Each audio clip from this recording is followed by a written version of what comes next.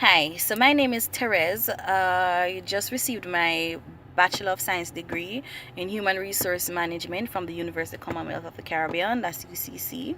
I did my applied research last semester, that's fall 2018.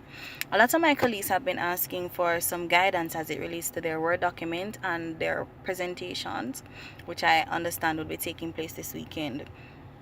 So I'm just making this video to help guide persons as best as I can.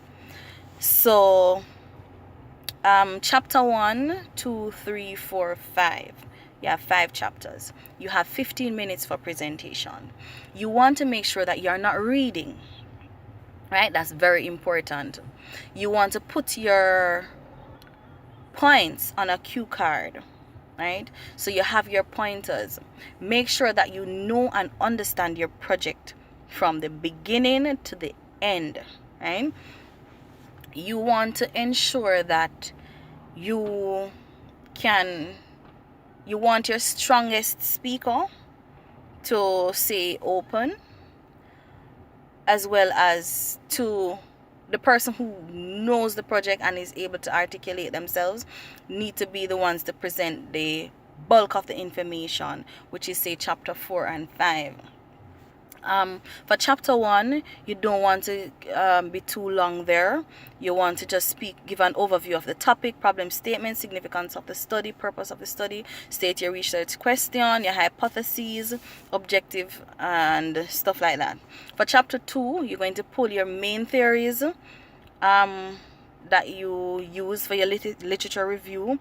You want to discuss those theories and the concepts that are applicable to your study. Because of the length of time, you do not want to spend a lot of time there. So once again, pull the important ones and you just hit the nail on the head and move on. You want also to speak clearly, right? You do not want to race your speech, but you do not want to be too timely as well, because that also takes up your time in presenting.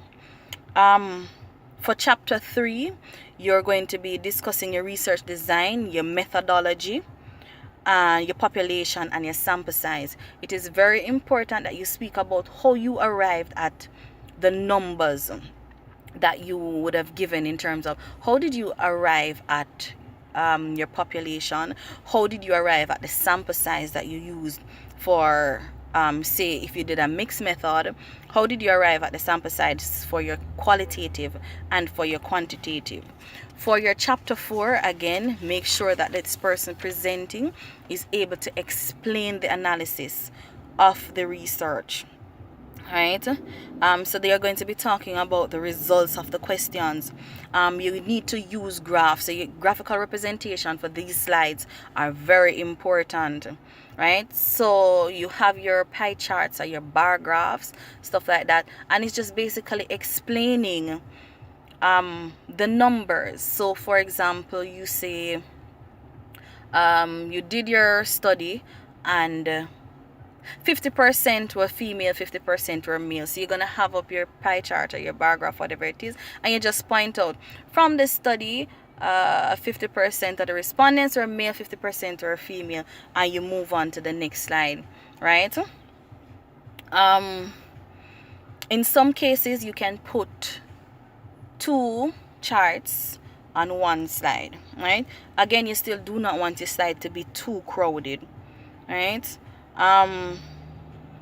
You are also going, it's also important, you're not going to be able to put all the questions that you used on the PowerPoint, but it is important that you summarize your questions or you put them in themes, so you can give an idea, present an idea of the questions that were asked, right?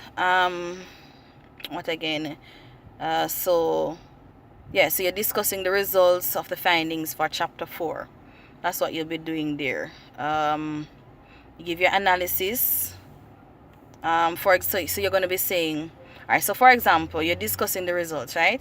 So you say 80% of the population were above 5 whatever years old, right? And then your analysis to this, now you're going to see this means that the workforce is aging or whatever it is, or and then you're going to give your recommendations. So you say in your recommendations now you can say, when recruiting new persons for the role, you suggest that they get younger persons, something like that. So that's how you basically bring across the chapter 4, chapter 5, the analysis, findings, and recommendations phase, right? If you hypothesize, then you're going to have to answer your hypothesis. So you also want to respond to your whatever questions that you asked, your sub questions and stuff like that. You give an idea, but again, it's 15 minutes, so you do not want to waste a lot of time going over everything. So pull your most important points. Again, the bulk of the information is in chapter 4 and chapter 5, and that really is what the researchers are interested in. Be mindful that some lecturers pay attention to chapter 3, and they are very, very, very detailed in the calculation of your sample size. Make sure that you use your sample size calculator. There's one online. I don't remember the name of it right now, but make sure you use a sample size calculator to get that right. If you get that wrong from the get-go, you're going to be in trouble, right? But for the presentation, speak clearly. Do not speak too timely. Get the information out there. Use your cue cards. Do not read. If you read, it's a down. You're fighting a battle, right? So that's just based on experience. Going through the presentation, Simone, Latoya, Judith, Tanisha, and myself last semester. This is just some tips that we were guided by.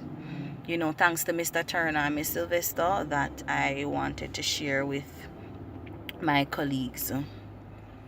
So hope this helped, and that's it.